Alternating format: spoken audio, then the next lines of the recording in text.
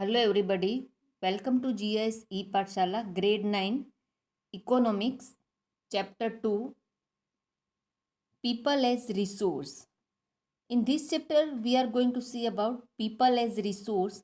In first chapter we have seen the story of Palampur, how the people in Palampur are working, what are the basic things needed for the production and all. So now we are going to see about people as resource.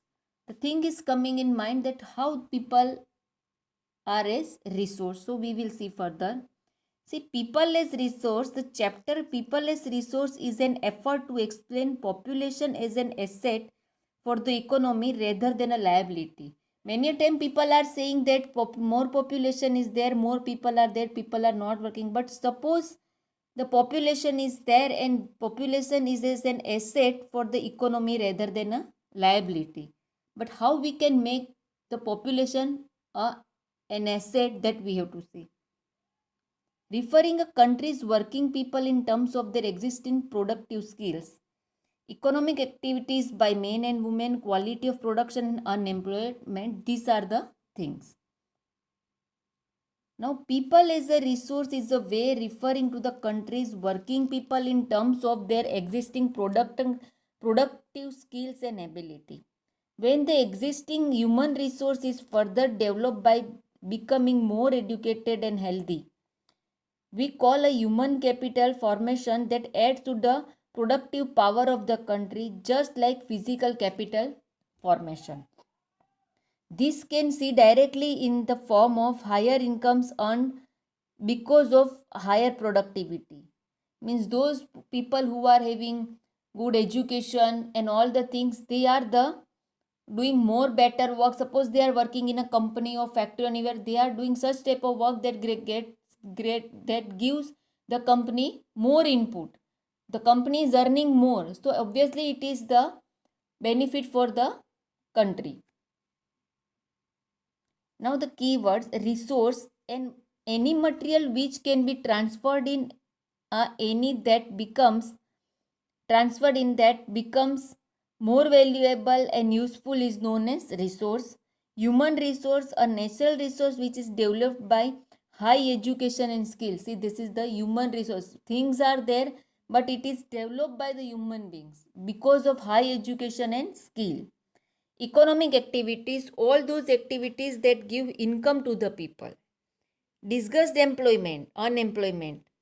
It is a situation which more people are engaged in particular work than required.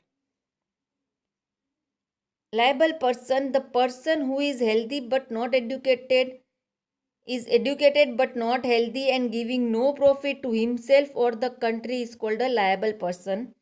Asset, if a person is healthy as well as educated and earning with profit is called a asset person. Now, what kind of question is coming? What is human resources? It is like land or labor. It is more than that. What is human capital? Is it like rupee, paisa or dollar? Is it more than that? Means such type of things are coming in our mind. Human resources means obviously we are thinking what it is, land or labor. Human capital means also in mind, our mind it is coming. It is like rupees, paisa, dollar, whatever it is. Now one more thing is there. See the picture. Here is the human capital. Human capital means these people are working and the skills are there. They are developing the skills and doing something better. Vicious cycle. This cycle is a complex chain including parent and children. If is it is of two type, poor cycle and rich cycle. In these people do not see poor cycle. In these people do not have enough money to invest on their children, so children become uneducated, due to which they had to do a low leveling work with less income. See, this is the common thing, because the person is not educated, he is not getting higher income job and he has to earn less money and he is doing the job where he is getting the less income. But rich cycle, in this rich people know the importance of education and invest on their children. In this way rich people are becoming more rich. See, now one story of given is of Sakal. But one boy, Sakal story is given. There were two friends, Vilas and Sakal, living in the same village, Semapur. Sakal was a 20 Sakal was a 12-year-old boy. His mother Sheila looked after domestic chores. His father Bhutta Chaudhary worked in an agriculture field. Sakal helped in his mother in domestic chores. He also looked after his younger brother Jitu and sister Situ. His uncle Shyam has passed the matriculation examination but was sitting idle in the house as he had no job. See, now family is working in a village. It is shown that the boy's mother is doing the household work and domestic work. Father is doing work in the field, and the uncle is matriculation passed, 10th passed, but he is not having any job, so he is sitting at home only. Bhutta and Sheila were eager to teach Sakal. They forced him to join the village school, which he soon joined. He started studying and completed his higher secondary education. That boy started going to school and he completed the higher secondary examination. His father persuaded him to continue his study. He raised a loan for Sakal to study a vocational course in computers. Sakal was just interested in studies from the beginning. With great vigor and enthusiasm, he completed his course. After some time, he got a job in a private firm. See, now Sakal has completed his higher education also, and he got the computer knowledge also, and then he got a job in a private firm. He even designed a new kind of software. This software helped him increase the sale of the firm. Because of this software, the sale of company firm increased. His boss acknowledged his service and rewarded him with promotion. So his boss, he was impressed and he rewarded him with the promotion. So now the boy got the proper education, he did the work, and because of all these things, he got a better job and he moved further. He did the good progress.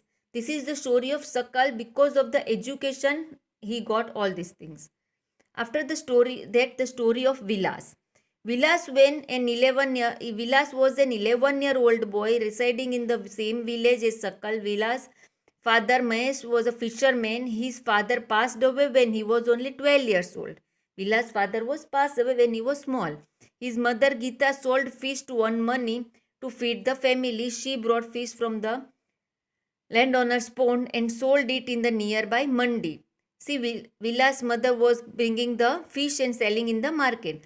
She could earn only 20-30 rupees a day by selling fish. Vilas became a patient of arthritis. His mother could not afford to take him toward the doctor. See, Vilas was a patient of arthritis, but the mother can't afford to go to a good doctor. He could not go to school either, and he didn't go to school also. He was not interested in studies because he never went to school. He was not interested in studies also. He helped his mother in cooking and also looked after his younger brother, Mohan. After some time, his mother fell sick and there was no one to look after her. There was no one in the family to support them. Vilas too was forced to sell fish in the same village. He, like his mother, earned only a less income, meager income. See now what happened? No one in the house. Vilas is not educated also. So now what happened when his mother felt ill and he can't earn money? At that time, Vilas also did the same job. Vilas also accepted the same work what his mother was doing, and he also started fetching the fish from the market and selling in fish from the pond and selling it in the market. So he is also earning the less income. Why? Because he didn't go to school also and he is not having any educational background. Now, educated parents understand the value of education and hence invest their child's education to secure a better future for the child. Educated parents also take extra care of the health and nutrition of the child. These create a virtuous cycle of creating better human capital. See, educated person is there, the better human capital is there. Uneducated parents are unable to invest on education and healthcare of their children. This create a vicious cycle in which the coming generation is often forced to remain poor, because the generation is like that and the generation is remaining poor only. Just the picture is given, educated and uneducated people. Now see, all the places the natural resources are not available, like in India. India we are having the forest and all natural resources. But in the world, some places are like that where no natural resources are available. So how they were doing? See, countries like Japan have invested human resources. They did not have any natural resource. These countries are developed, rich countries. They import the natural resources needed in their country. See, they are bringing natural resources from outside in their country. They have invested on people, especially in the field of education and health. But they have invested more amount for the education and health. These people have made efficient use of resource like land and capital. See, the people are educated, so they are knowing that how to use the resources and how to create a better thing. They are not having natural resources. Natural resources they are bringing from the other countries, but there the people of that country, people of Japan, are trained properly, educated, so they are making the best use of the natural other resources and other resources like land and capital. Efficiency and the technology evolved by people have made these countries rich and developed. So they are educated, so they are making the proper use of the resource and new technologies they are developing, and they are making maximum use of those resources which they are bringing from outside. And because of that, they developed and they become the rich countries in the world. Japan is the rich country in the world. In technology, Japan is very small, but all that in technology wise, Japan is number one in the world. Why? Because they are not having natural resources, though the government has developed more human resources. Government is giving more and more education and health related things to the people and making the people like human resource very good. Thank you.